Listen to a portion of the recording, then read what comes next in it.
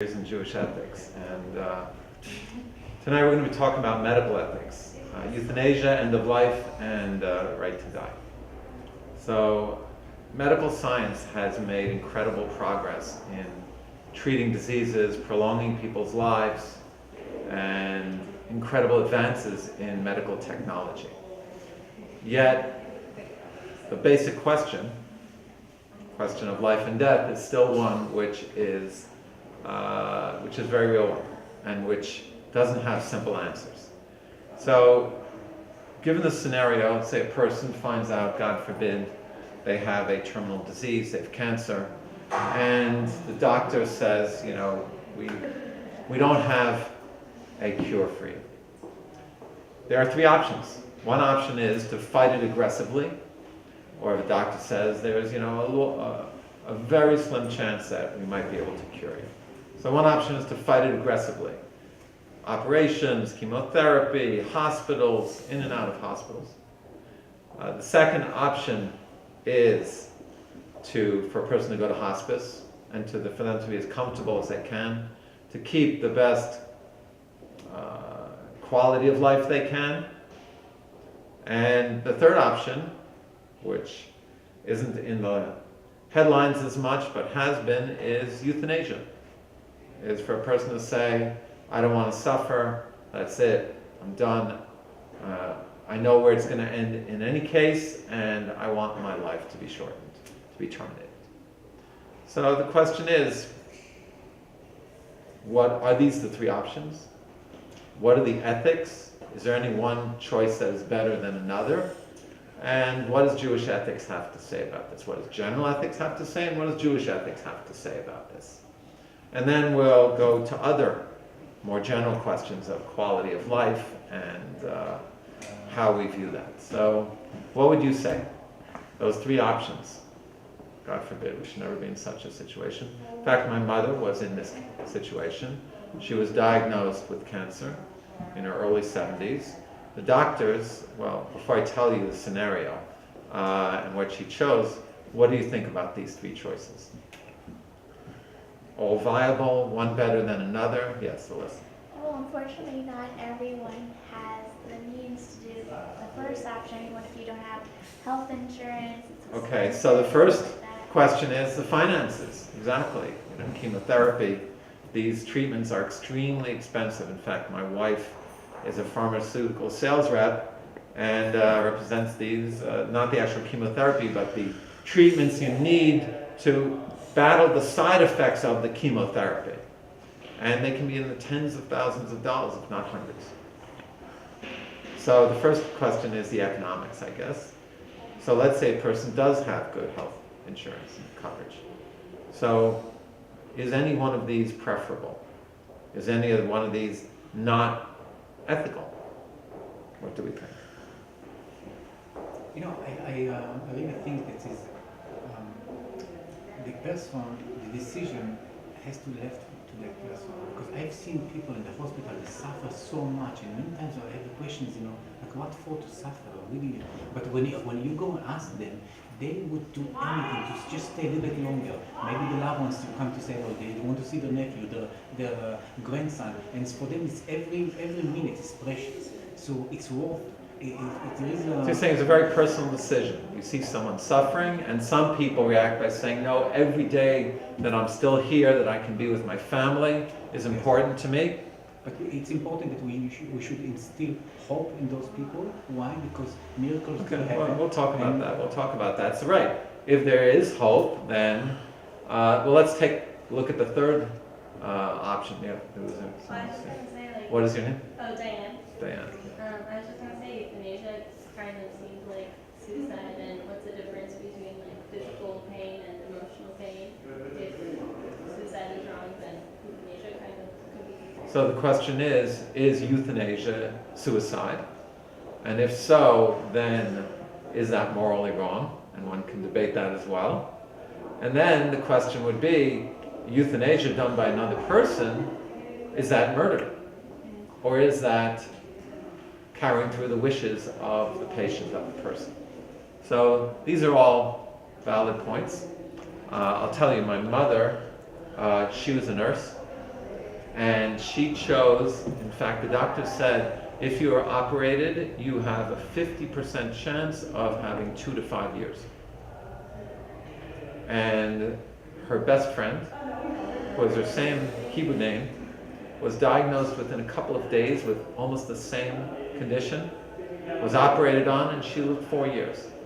My mother chose not to be operated on at all, to make herself comfortable, to have home hospice, to spend her last months at home, and she had 4 months, and that was her decision. So different people make very different personal decisions, and some people actually were mad at her. I was not.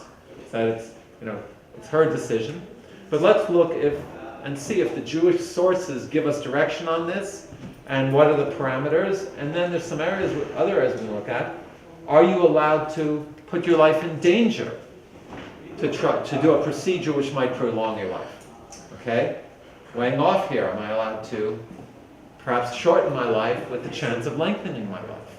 Another interesting question, ethical dilemma, which we have to address. Okay, so there are 3 very famous court cases in the last decade or so that are going to be important for this.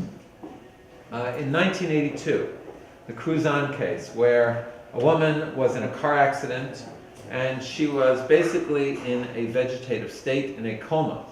And she was being kept alive by life support systems, usually a breathalyzer, a breathing machine, and feeding tubes. And the family wanted to take her off the IV and the feeding tube, which was keeping her alive. Allowed or not allowed.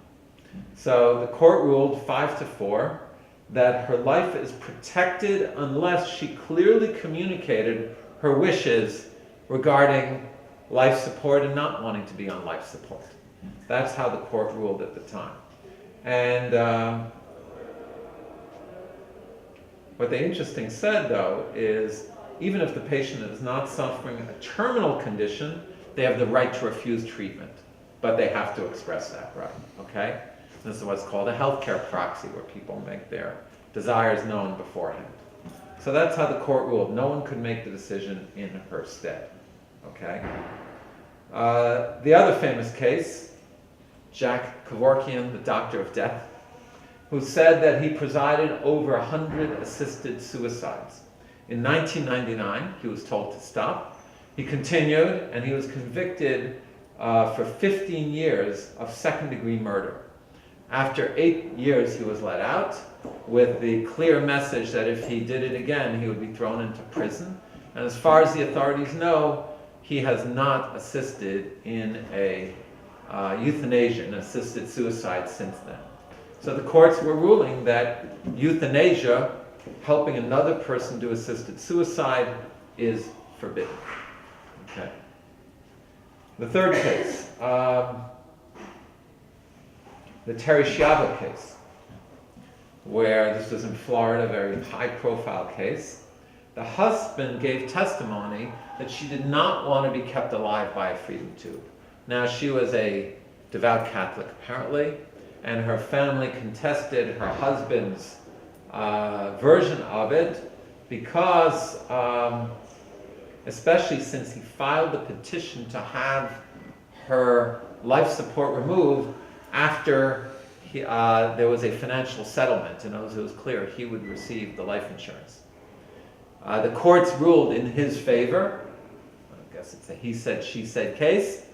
And the Florida legislature passed a specific bill forbidding the hospital to remove the life support systems, even though the court had ruled it was in his favor. And then I forget what happened. The court overruled the higher court overruled the state legislature, and eventually the life support was removed and she passed away. So these cases have been very high profile, have been battled in different ways, and it's clear the court's view that a person themselves can make this decision, but not other people on their behalf. So let's look at the Jewish view. What is the basis of saying a person should not commit suicide? What is the basis of saying that that a person should use all the, as they call, heroic measures to keep themselves alive as long as possible? So there's a verse in the Torah, it says, V'chai b'hem, you should live through them, which is referring to the mitzvot of the Torah, but it's viewed as a general injunction, placing life over everything else. And specifically, we know in the context of the Torah that if a person, I was once in this situation, I was with a friend, they were visiting his great aunt. It was on Shabbat, and she started to not feel well. She had a heart condition, and we were quite young at the time and rather unlearned. And, we'll call the hospital. She said, no, it's Shabbat, don't call. No. And we listened to her, which of course was wrong.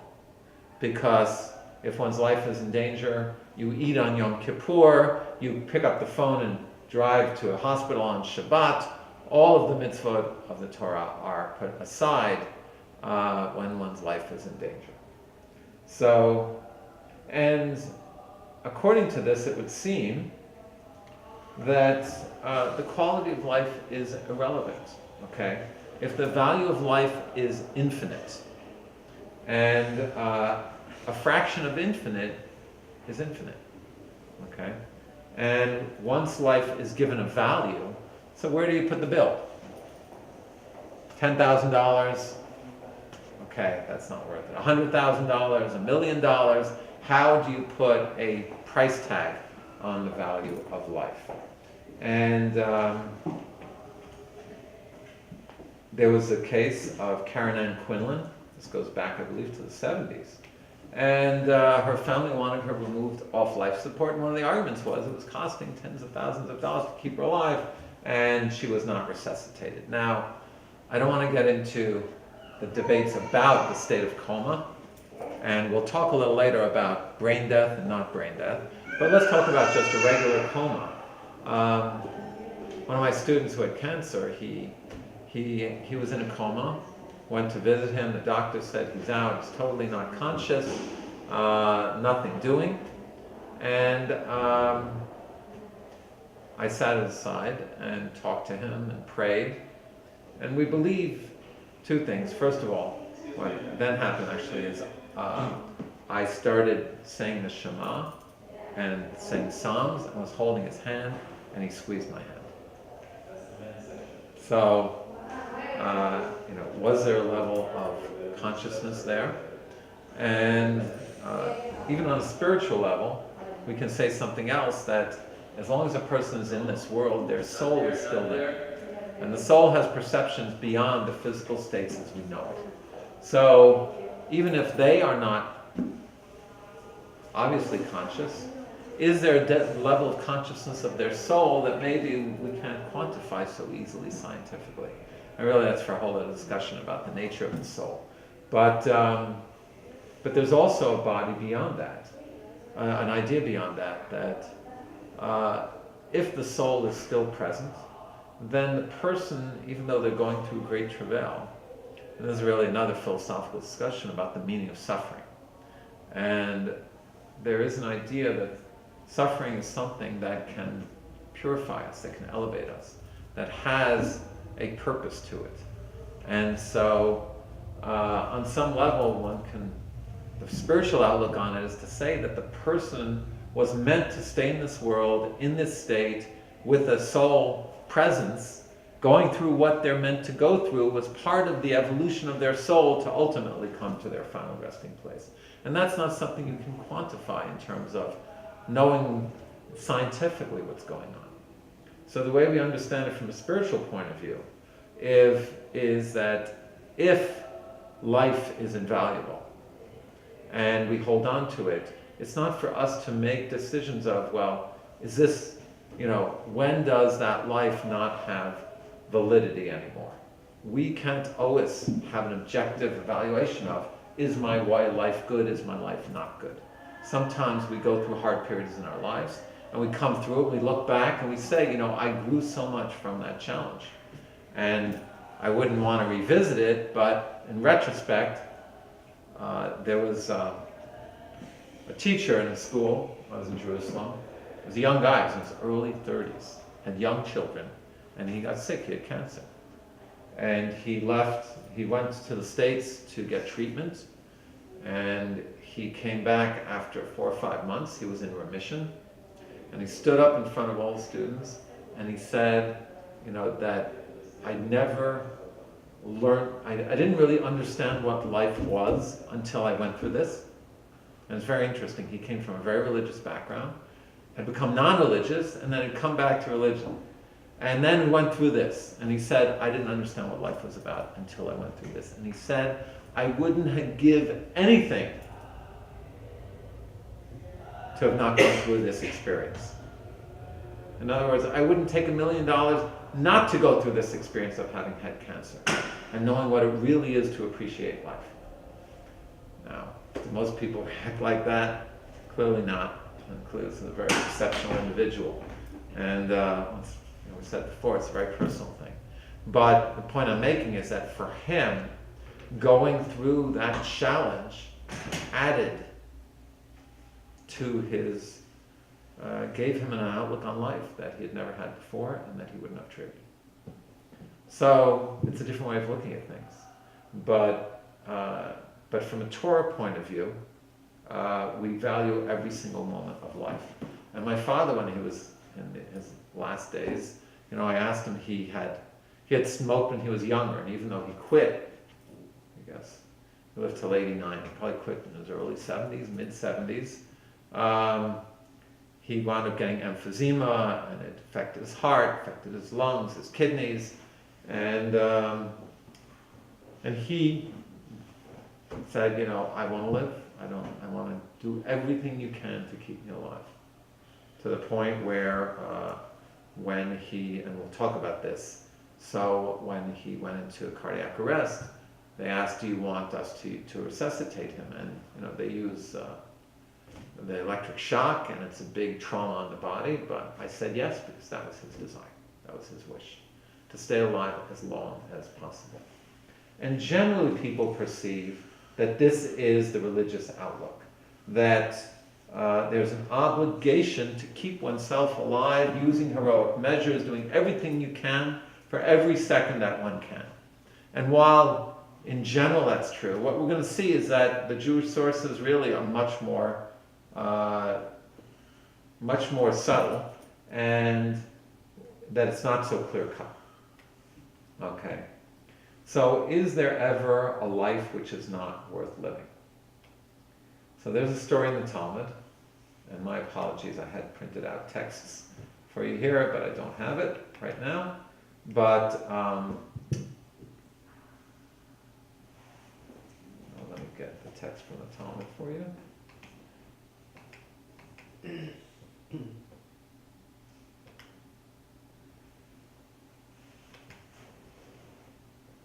This is from the Midrash.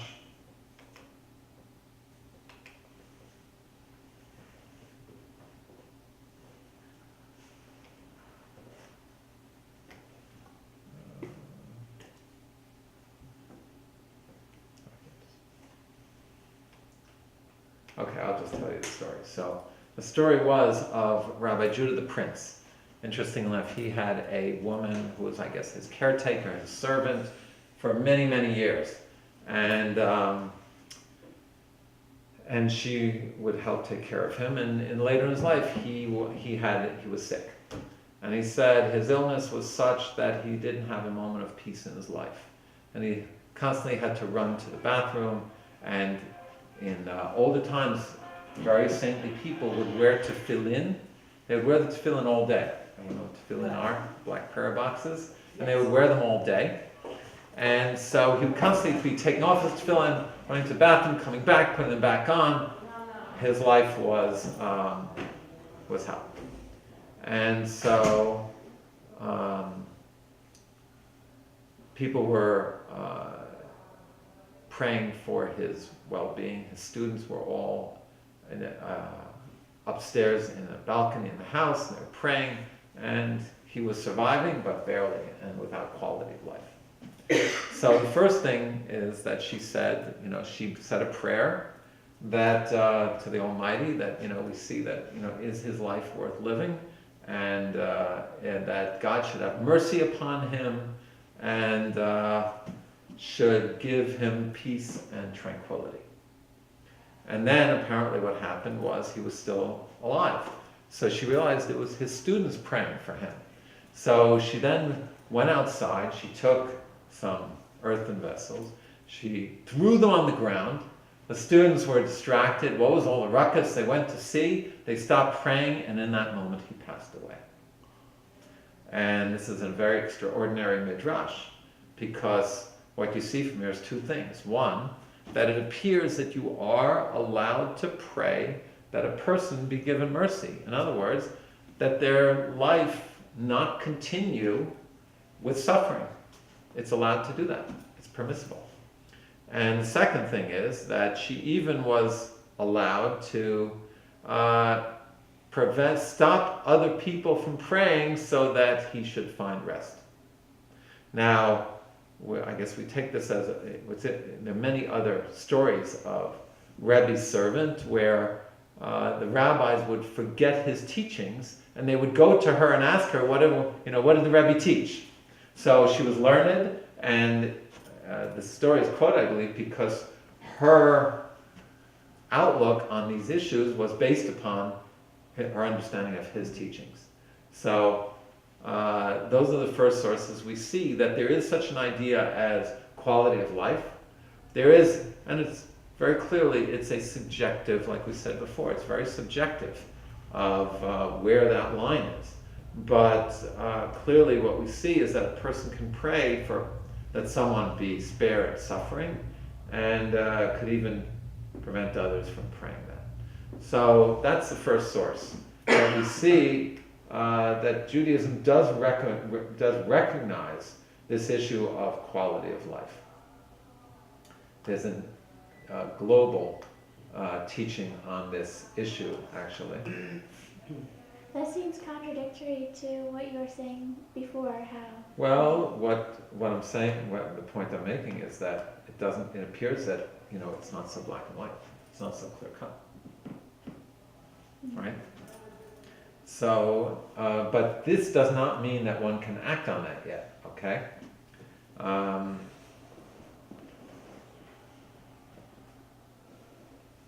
So the question is, if a person feels that their quality of life is compromised, can they do anything more than just ask people to pray that they find rest, or pray for themselves to be taken, or stop other people from praying? That is the question.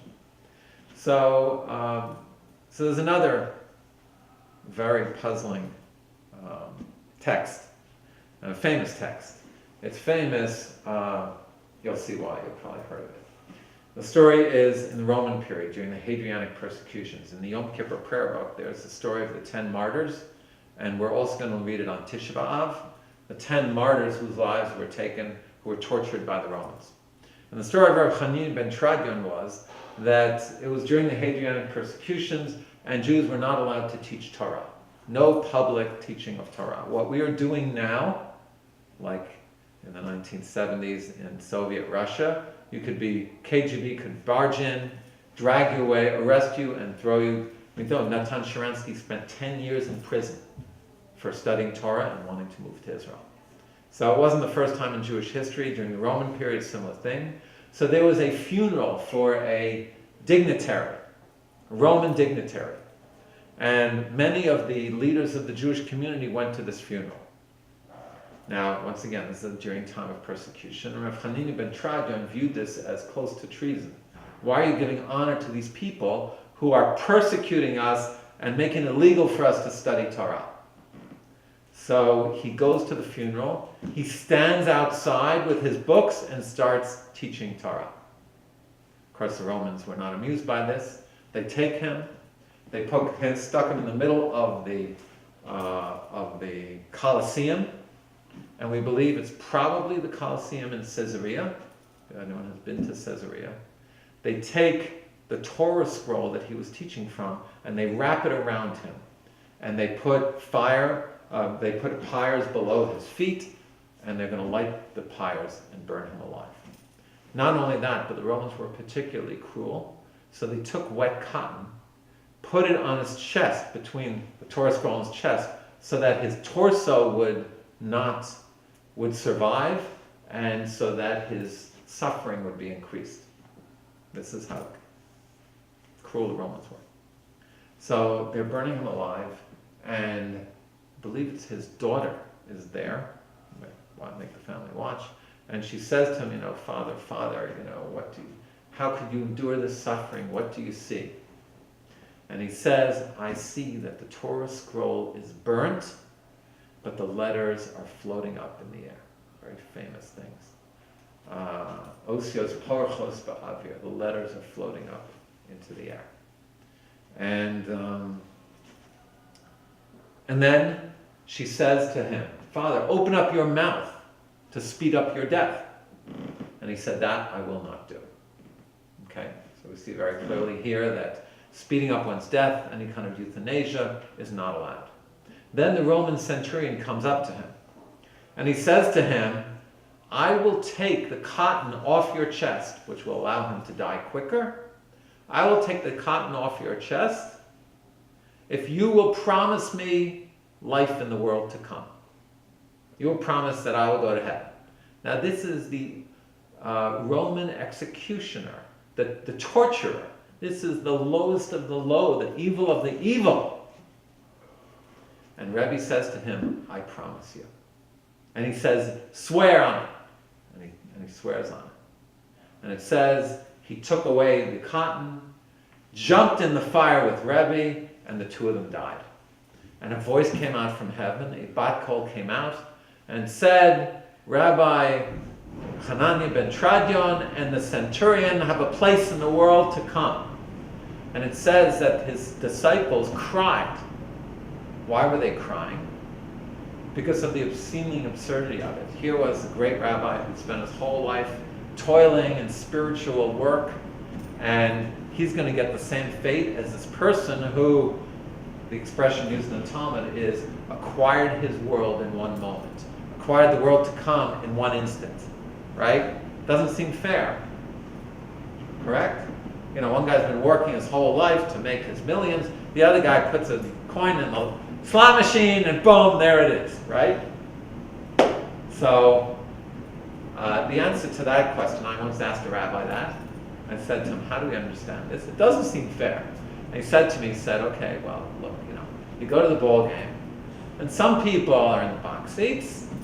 Today, I guess it's what do they call it? The sky box, whatever. And some people are in the bleachers. So he said, this guy, he didn't get the box seats. He got the bleachers. But it means he got in. He got into the game. So, but back to our... but that's not really what's relevant here. Let me just make the point.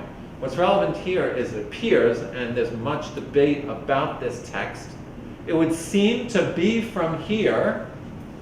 Does that mean that you can pull the plug? And really, this is the question, right? A person's on life support in a vegetative state. Can you pull the plug? Which in essence will allow them to die. Is that killing?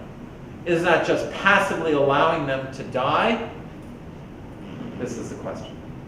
So, there's a separate law in the Code of Jewish Law, which says if there is something external that is keeping a person alive, let's say the lights are on, and if you turn off the lights, they will pass away.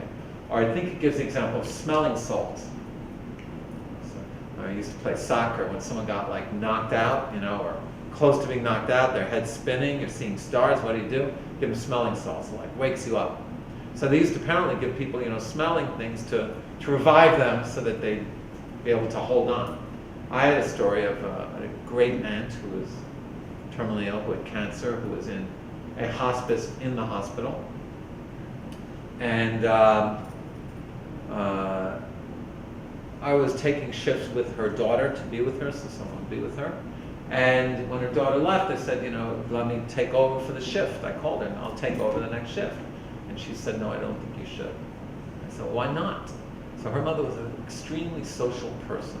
I was always very tuned, very cared a lot about other people's impression of her, very kind of hypersocial.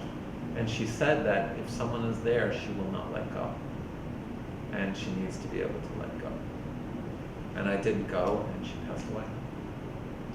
So the Code of Jewish Law, Shulchan Aruch, makes a distinction. This is an external element which is keeping them alive, which you could say that was the wet cotton. It was something external which was keeping them alive, but that is different than a medical treatment the person is receiving. Okay? To have an external thing versus life support is viewed differently. And the rulings are that removing life support is, in Jewish law, would be considered to be forbidden. Is it exactly murder? I'm not sure, but it's forbidden to remove life support because you're shortening a person's life, and you're not allowed to actively do that. Okay, so you're not allowed to pull the plug. With that said, okay, and many of these rulings are based upon the teachings of Rabbi Moshe Feinstein. He was one of the great rabbis of the 20th century. He lived on the Lower East Side in one of these, now they call them the condos. They used to call them the projects. And he, by the end of his life, people from all over the world were coming to him and calling for him on life and death questions. President Reagan had one of his aides ask him about when they were changing the ruling on capital punishment. Wanted to know the biblical outlook, so they consulted him. And he was an extraordinary figure. A friend of mine, when I was studying in Jerusalem, came to Israel and started to study as well. And her grandmother lived on the Lower East Side. And she, after she studied for a while and started to learn who the great rabbis were and studied more Torah, she realized that her grandmother, on her floor, there was an old gentleman who used to check in on her, and they always felt reassured that the kind, old rabbi who lived across the hall from her would bring her tea, check in on her, how you doing, Faye? And it turned out that this nice old rabbi who lived across the hall from her was none other than Rav Moshe Feinstein, world-renowned Jewish scholar and person who made life and death rulings for people all around the world. That's how great this person was. Totally unassuming. At the end of his life, lived in his simple apartment on the Lower East Side. And so his rulings were, and that although one is not allowed to pull the plug and to remove life support, a person is allowed to make the choice not to have heroic measures used. So a person can decide, I don't want to be operated, I don't want chemotherapy, I don't want to receive treatment. And that's permitted. It's not considered to be euthanasia. You're not actively shortening the life.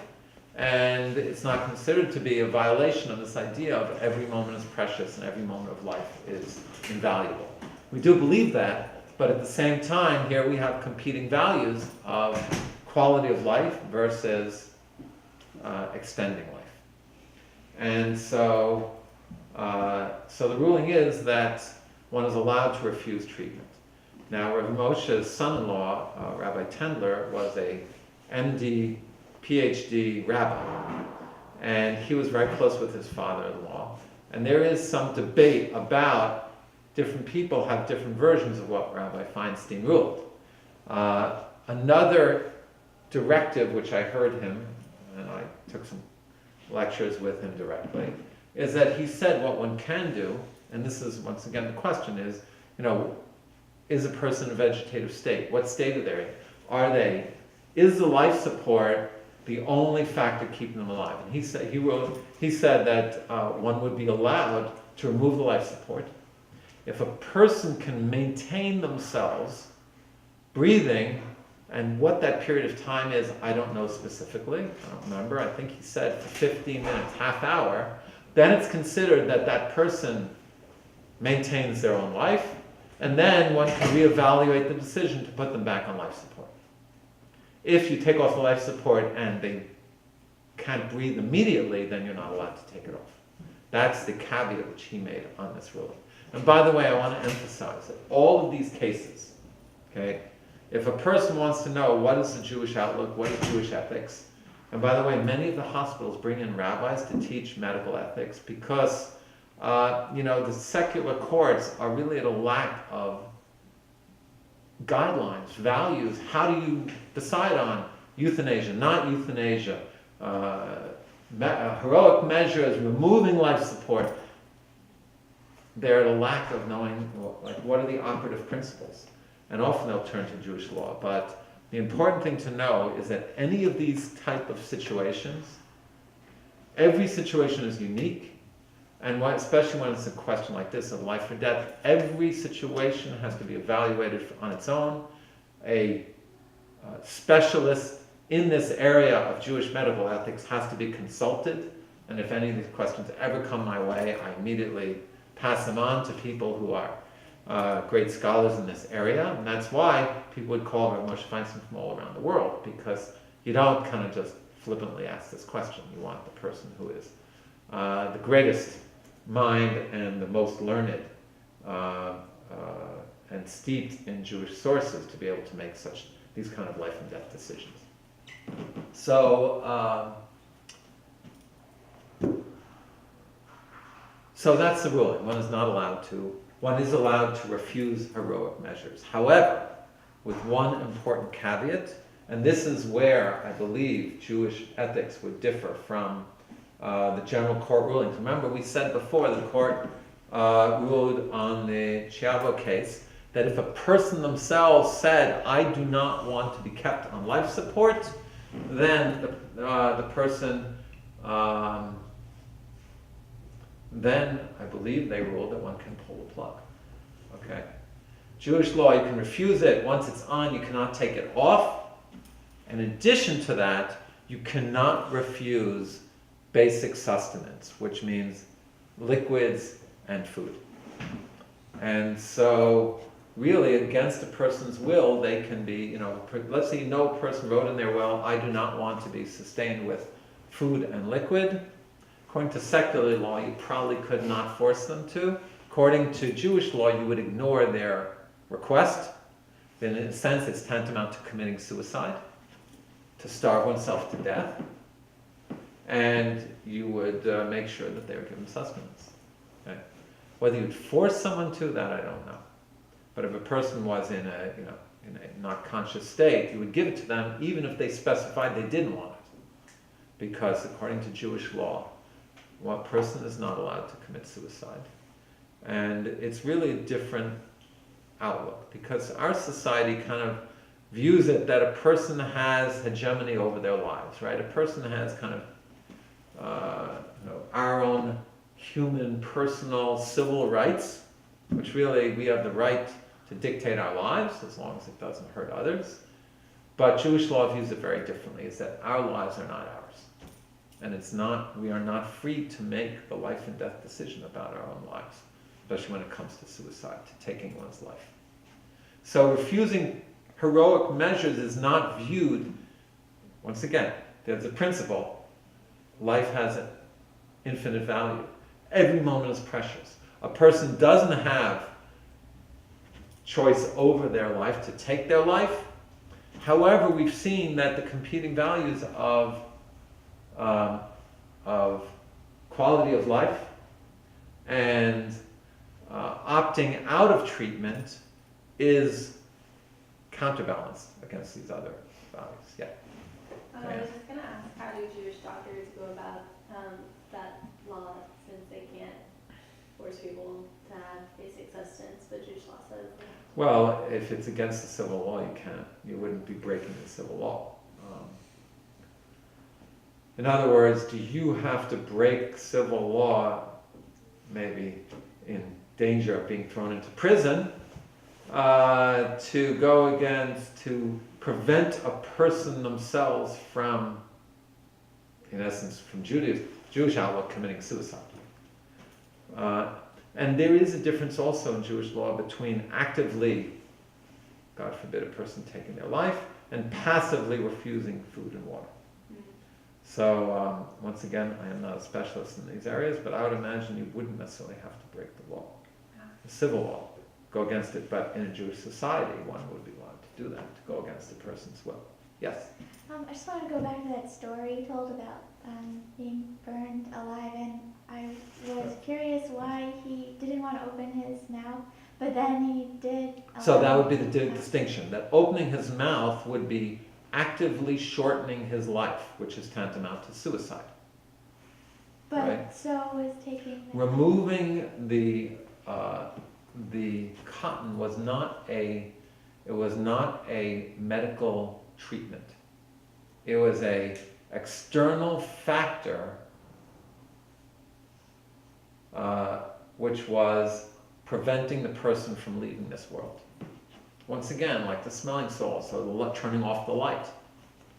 Because it's not directly related to the physical condition, Okay. but it's ancillary to the medical treatment, apparently those measures would be allowed to actively remove them. It's a very good point, and it's a very fine distinction. And but because it's an external, it's not part of the treatment. That distinction is made. Okay, very good point. Okay.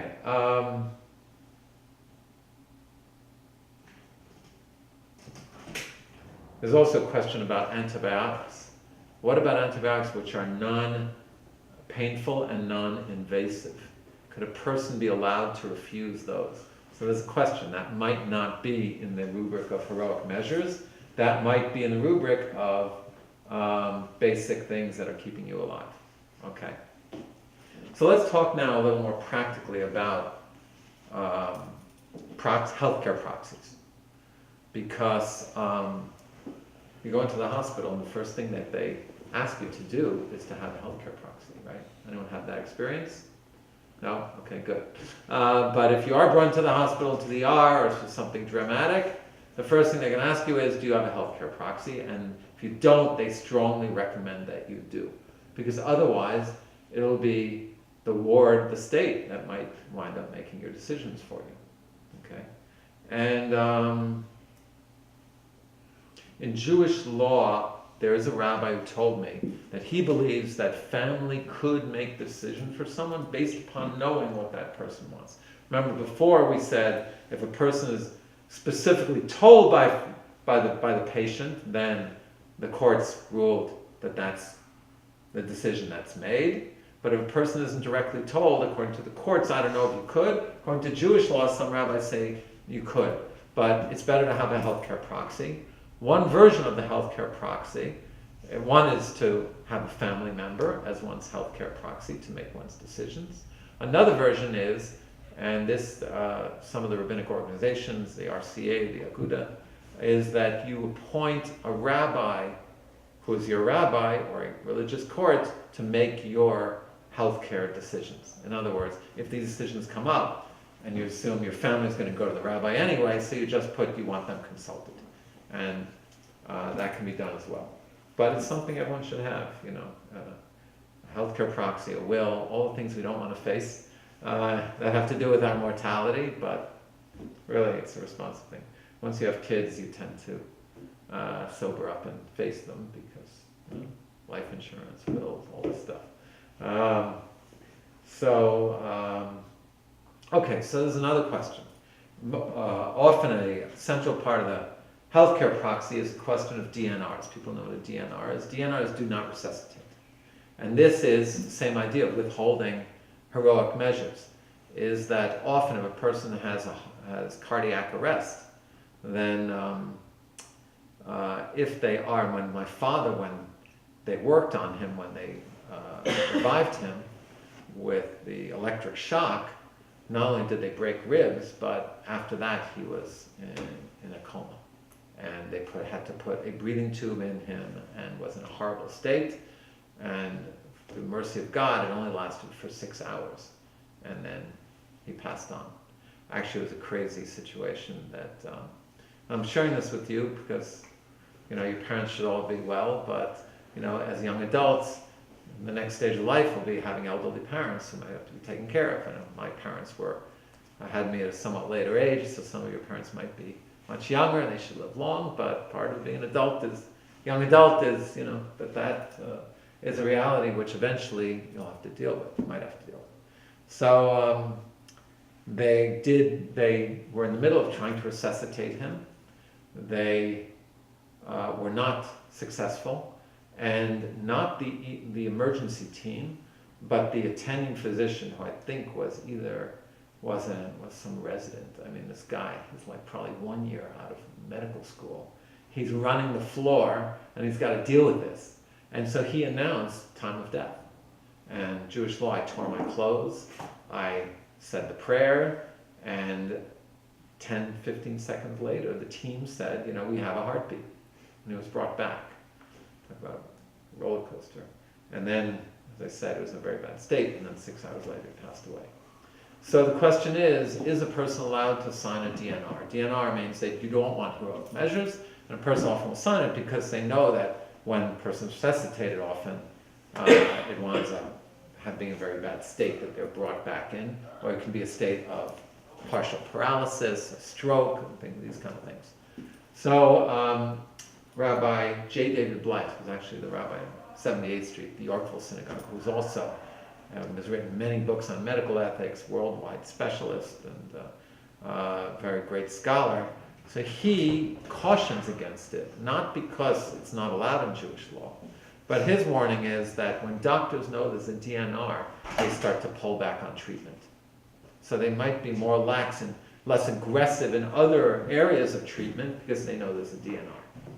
So that's why he doesn't recommend using a DNR. And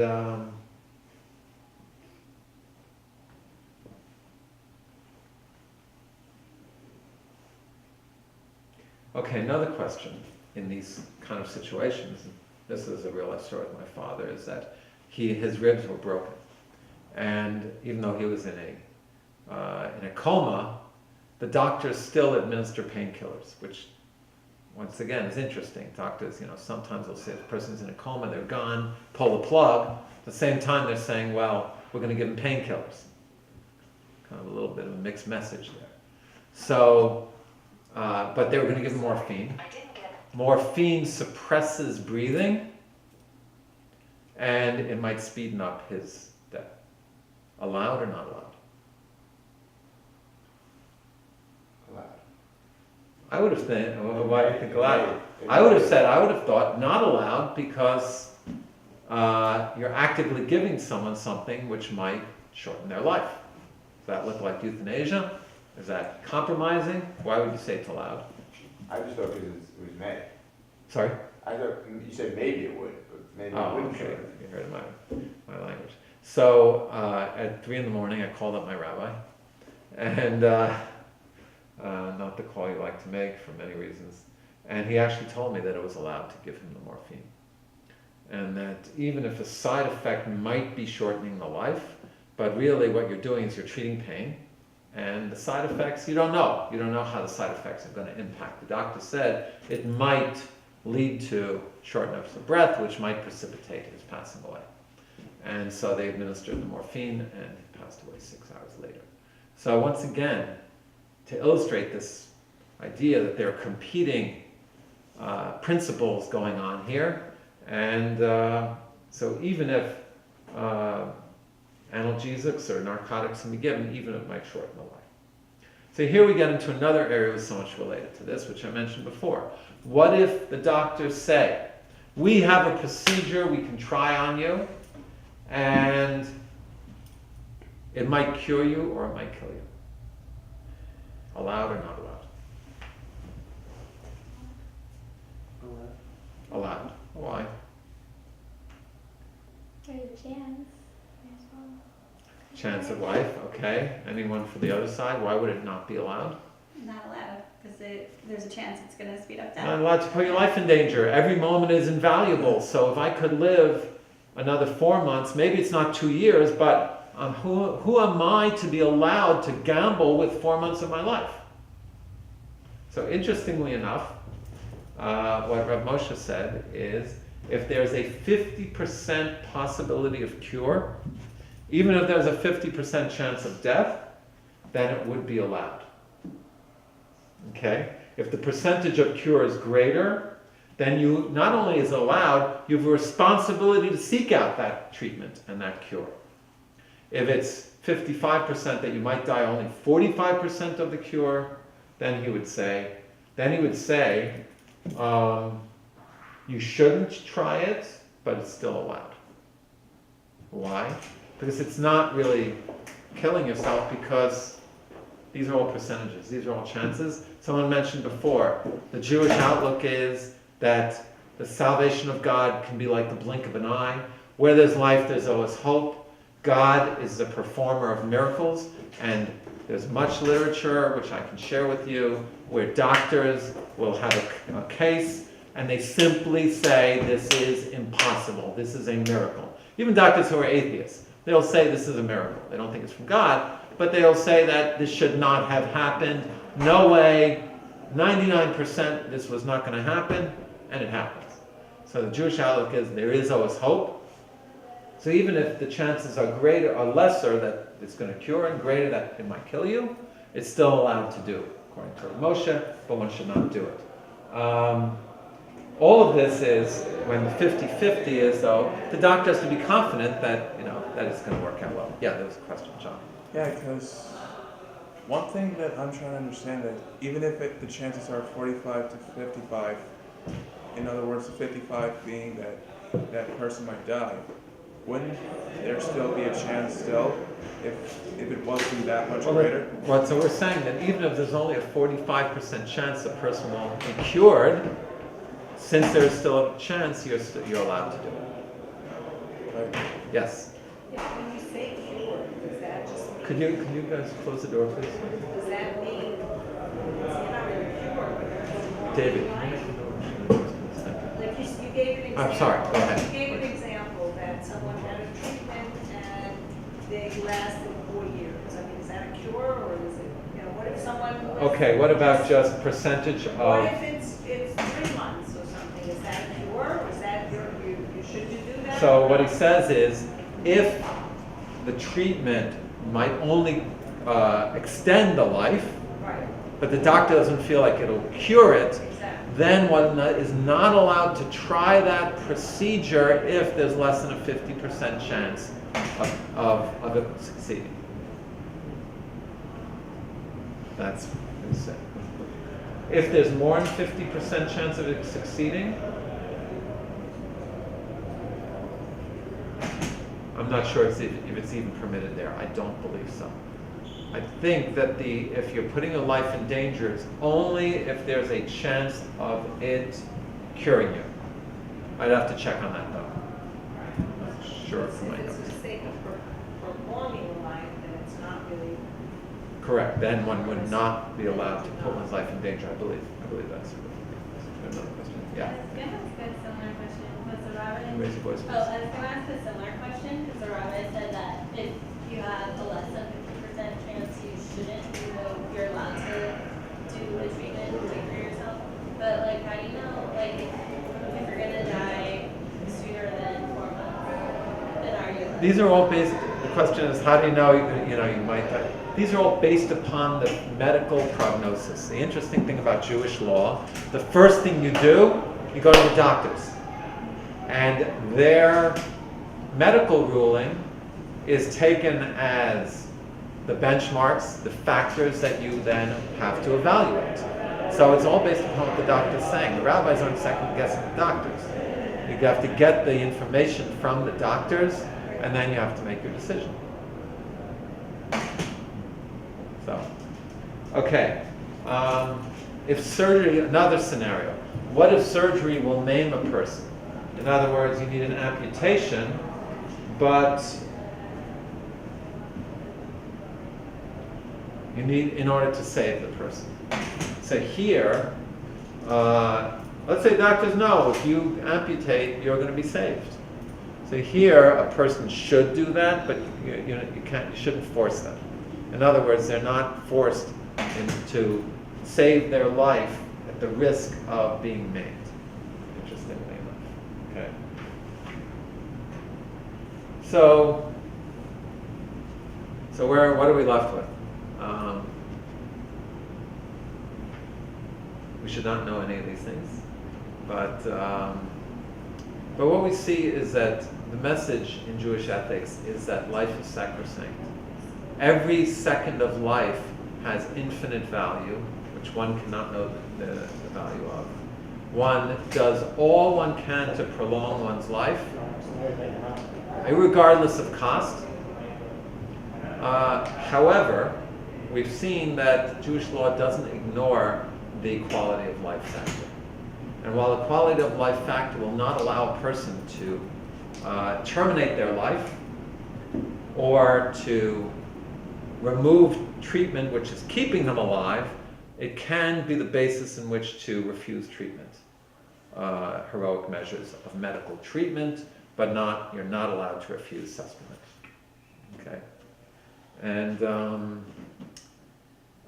there's one side point which we have to explore in this.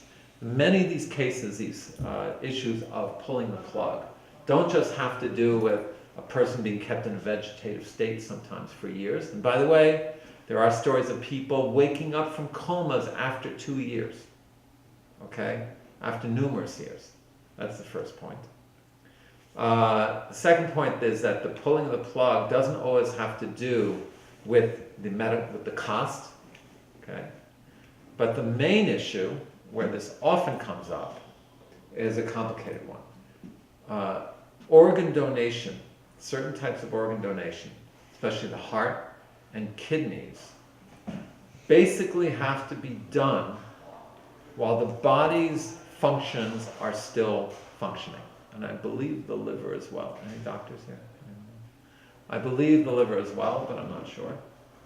How do you justify that? You know, there are all these terrible science fiction movies where they grab people and then they harvest the organs, right? You know, they breed them to harvest the organs. So there's this movie where there's like a parallel up, you know, above the world where they're breeding people genetic clones for backup organs for the people living below. You know, these are all exploring these issues in medical ethics. That's what these movies are doing essentially. So how can you take the heart from a living person? So this is where another factor comes in. This is the question of brain death. There are different parts of the brain. The lower part of the brain, I believe, is the automatic function. The higher part of the brain is the cortex, which has the kind of... And if a person's if the upper brain stem is dead, the person's bodily functions can continue. But they will never regain consciousness. So they might be breathing, their heart might be pumping, but that is the type of coma a person will never wake up from. Because when you have lack of oxygen for over 10 minutes, 12 minutes, the brain cells start to die. And if all the cortex brain cells, or not all, most of it is dead, which they can now test from an MRI and from different tests, then the person, their consciousness is dead. And this is an area, and so in general society, the courts have ruled that person is dead, and they can remove the heart, remove the kidneys, and save another life. Once again, you see this issue of competing values. Last week we were talking about truth versus peace.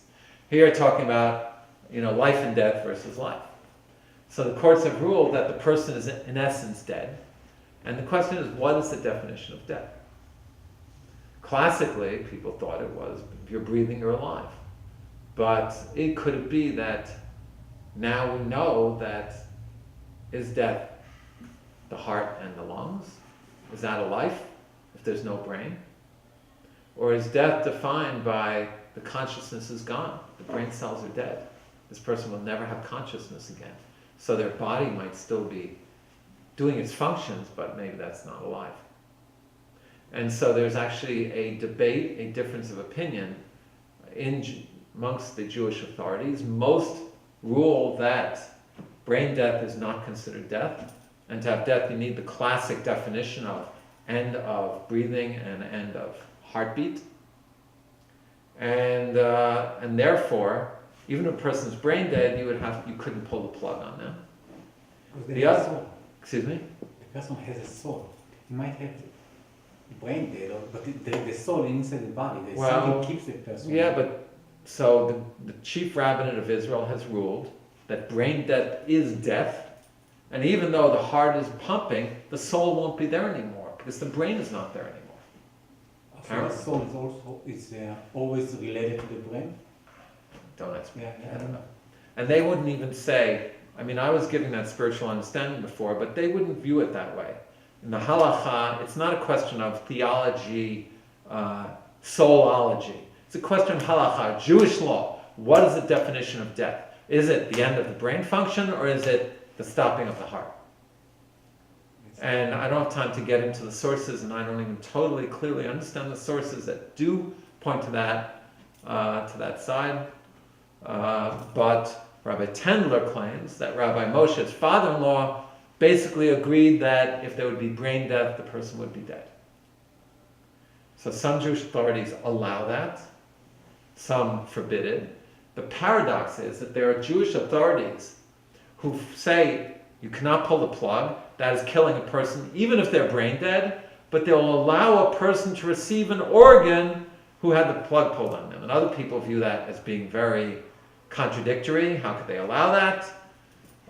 It's a matter of big debate in the Jewish world, but that's kind of a side question which has to do with all this, and often the pulling of the plug has to do with those issues, which is really different than what we were talking about today of quality of life, but I wanted to mention that because it's very important.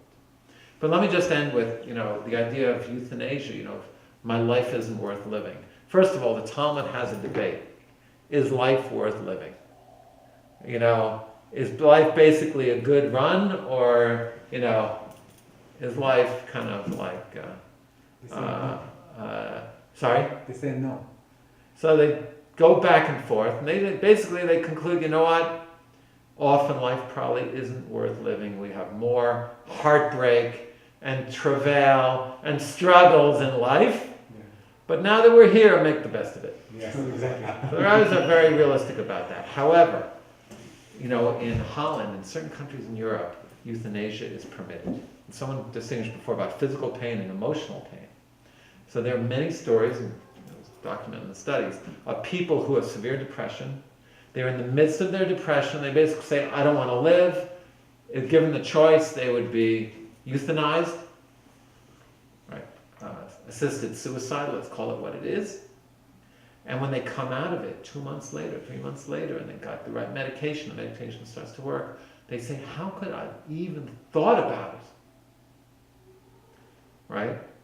How could I even thought about wanting to end my life? I'm living, life is wonderful, even if it's not great, but life itself is a blessing. So it's really a sobering kind of thought on this whole question of a person making a decision to terminate their life.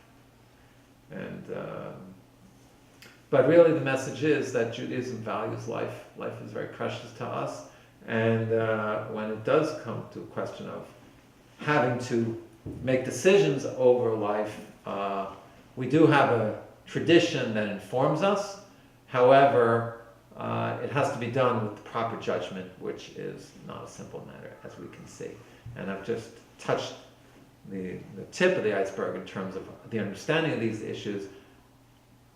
We've maybe helped people inform about them, but as I said, any specific situations have to be consulted and decided on individually.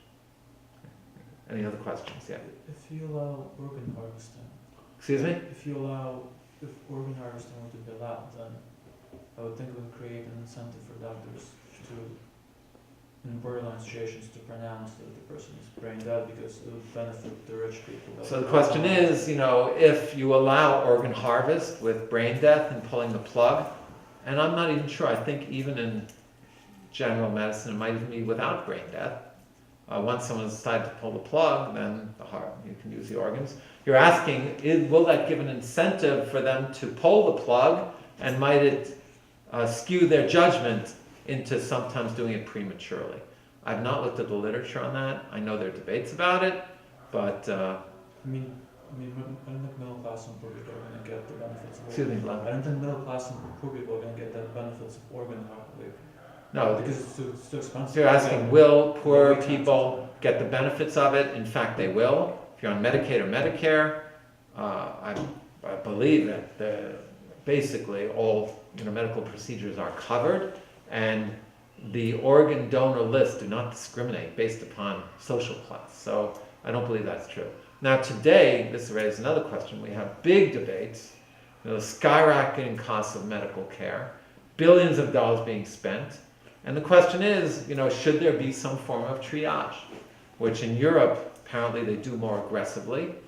Should there be more triage of saying, well, we only have so many resources, we're going to treat this person first. And there are serious questions of, the 84-year-old person who you're going to start doing organ transplants and heroic measures and extending their life and trying to, get another 6 months, spending hundreds and hundreds of thousands of dollars when there's a young person who doesn't have insurance, who can't afford chemotherapy, which could save their life.